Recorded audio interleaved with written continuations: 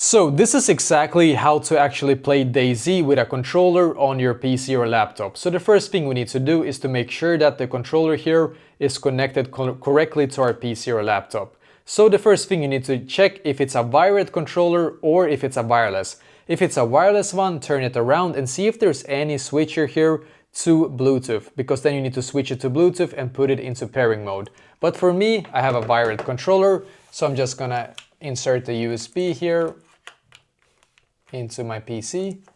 I don't know why it's not working. Maybe it's the other way around. Let's try. Oh yeah, it is. Okay, perfect. Now it's connected.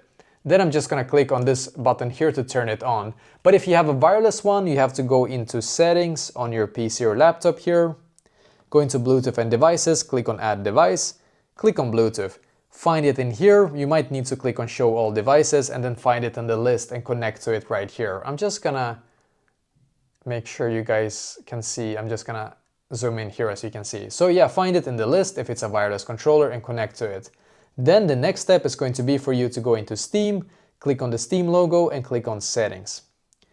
Now click on controller, and if you can see on your specific controller here that it says setup controller or something similar to that, you need to click on it, because if you don't, it will not recognize it on Steam, just so you know. You might need to also click on show advanced settings and enable all of this right here. So this is for you to enable basically Steam, so that Steam can recognize your specific controller. As I don't know which one you have specifically, you should just enable all of them here to be able to make sure that it actually works. So one more thing, you might need to go into specifically DayZ here. I'm just going to take this game as an example for this tutorial, then click on view controller settings, and then you need to enable Steam input for specifically DayZ in this case. So make sure to enable it, and then it should work now, as you can see.